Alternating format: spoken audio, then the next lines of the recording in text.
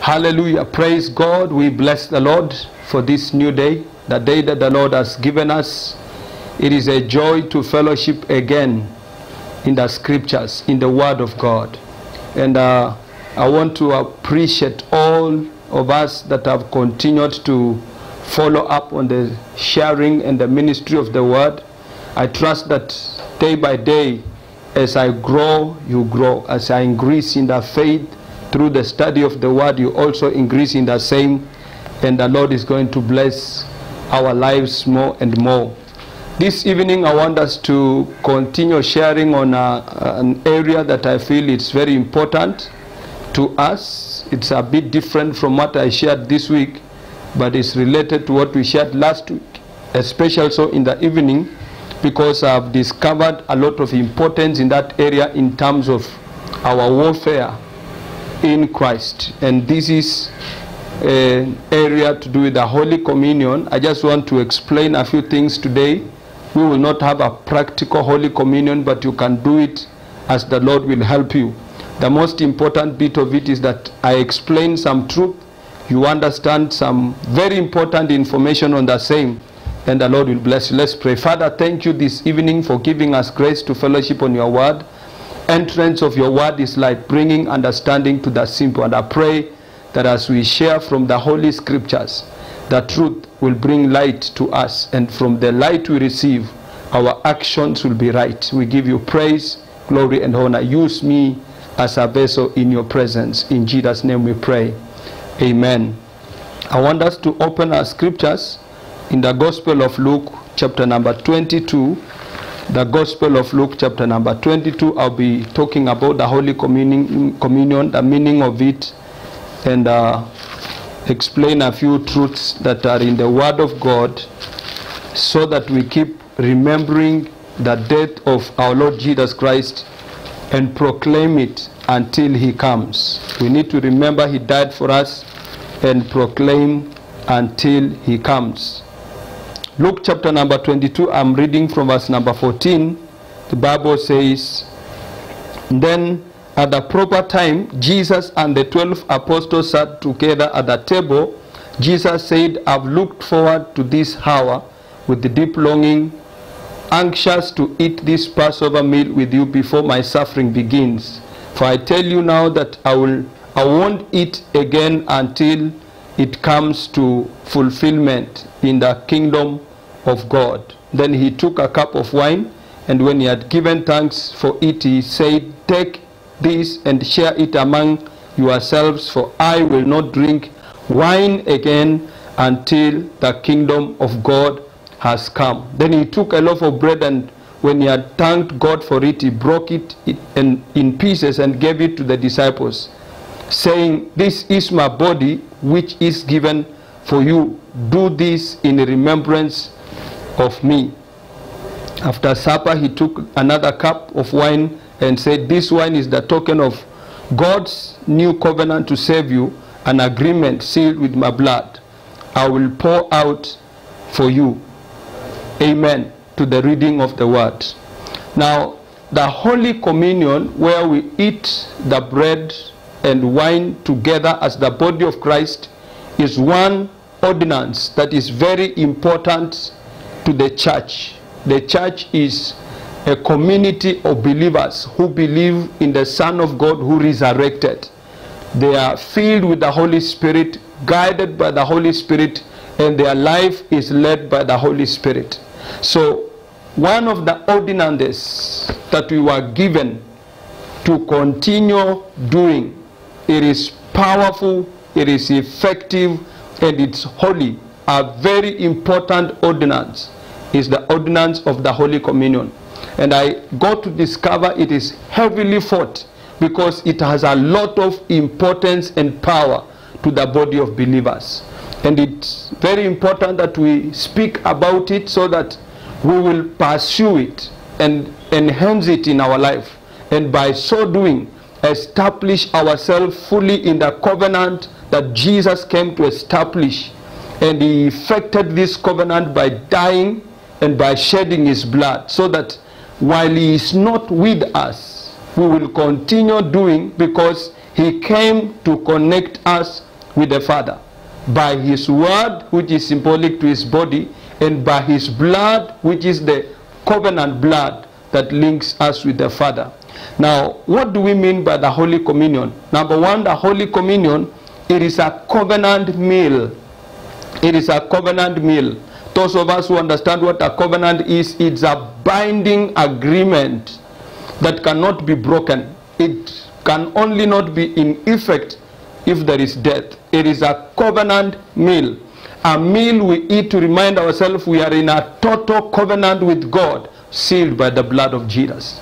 So every time we eat the Holy Communion or enter into the Holy Communion, we are continually confirming that we have a permanent agreement sealed by the blood of Jesus between us and God, because he came to reconcile man to God. He came to reconnect man with God, and by the shedding of his blood, that was the only entry point of man into the family of heaven.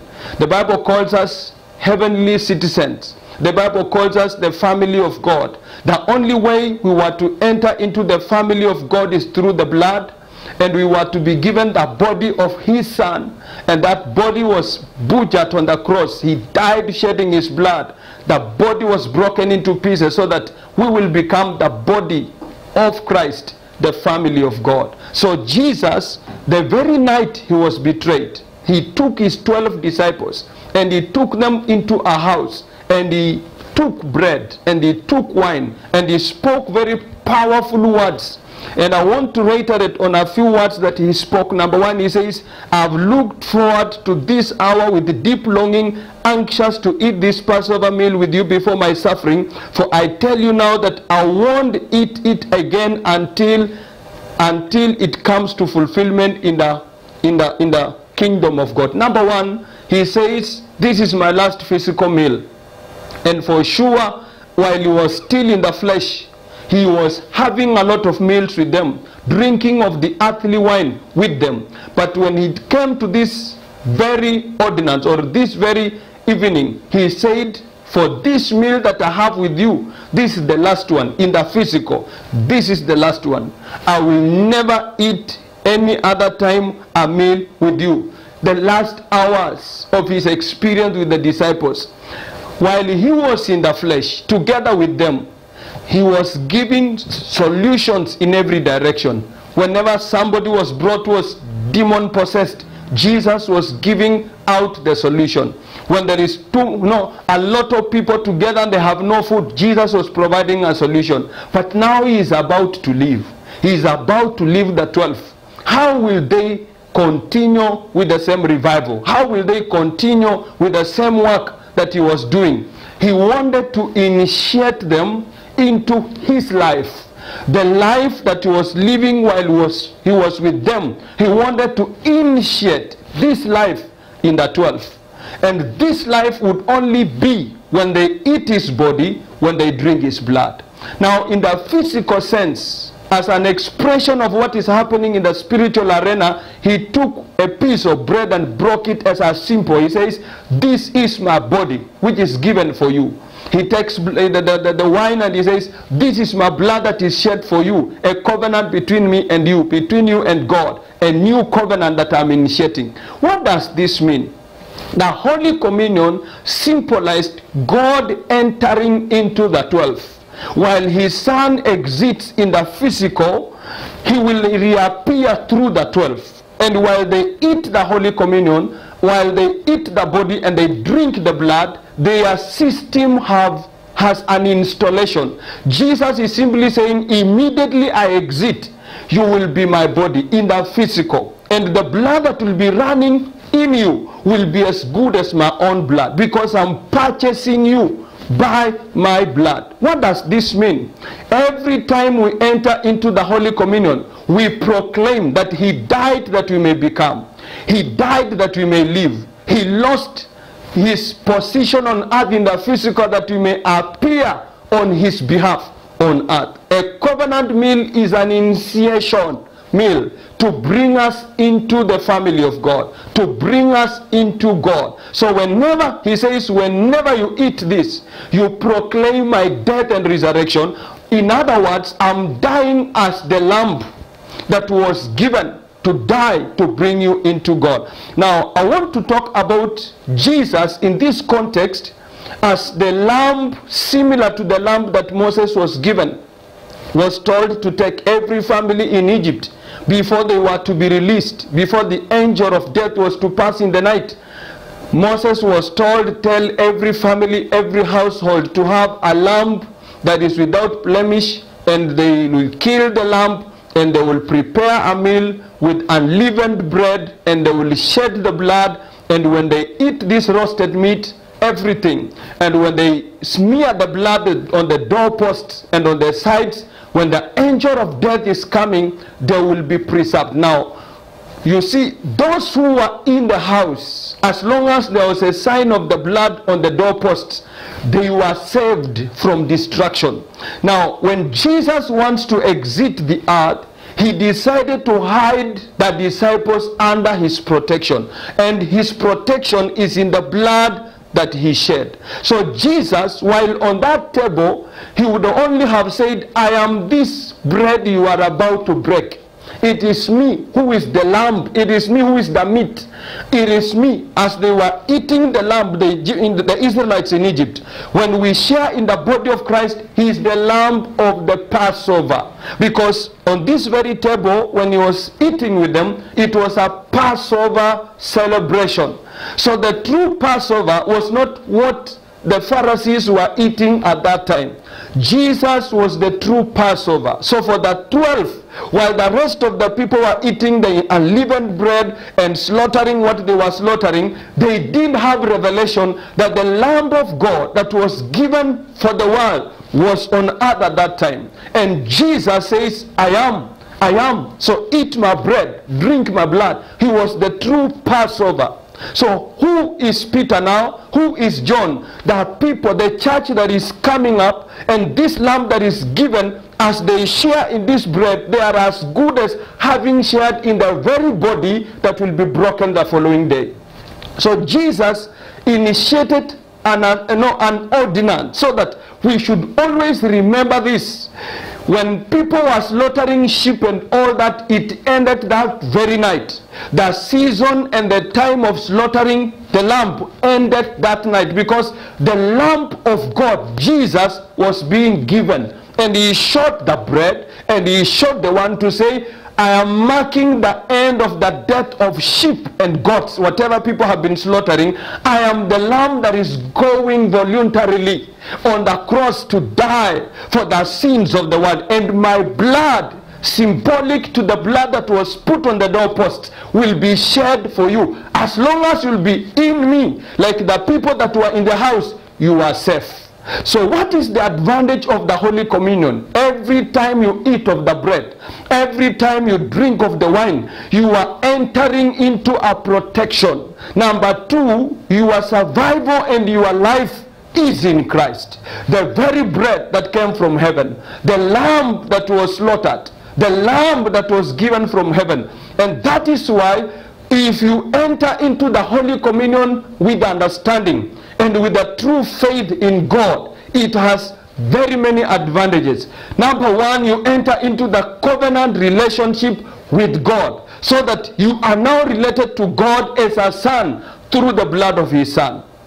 Now the position of Jesus, the position of a son, he gave it out by dying, so that God gives back life to him with another body, not physical, another special body. But we who are in the physical, we took over his position. We are the children of God. The Holy Communion affirms our position as children of God. The Holy Communion keeps us alive in the family of God as the children of God. So as often as we share in the Holy Communion, we only affirm to this truth: we are inside Christ. His body makes us. We are his body on earth.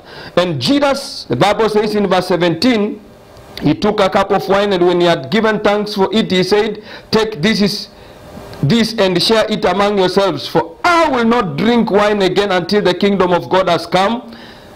Verse number 18, then he took a loaf of bread, and when he had given thanks for it, he broke it in pieces and gave it to the disciples, saying, this is my body given for you. Do this in remembrance of me. There is something that people have not understood in this context that is very important, and I want to highlight. Jesus says, I am given. He is a gift from heaven. The gift God gave. The best way to understand this is when Abraham goes to Mount Moriah and is about to slaughter his son. God gave a gift of the lamb.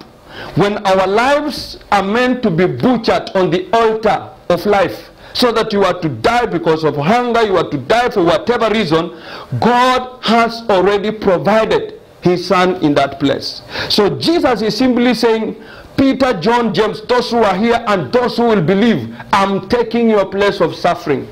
I'm taking your place. Any place where you are to suffer, you are to pay a price for anything. I am the price, and my body is being given. He is that lamb on Mount Moriah. And I don't know which mountains you are on, about to be sacrificed. When you enter into the Holy Communion, you proclaim, Jesus was given for me.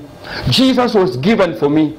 Sicknesses are supposed to eat you. Jesus was given in that place. That is why Isaiah 53 verse 5, the Bible says, the chastisement of our peace was put on him.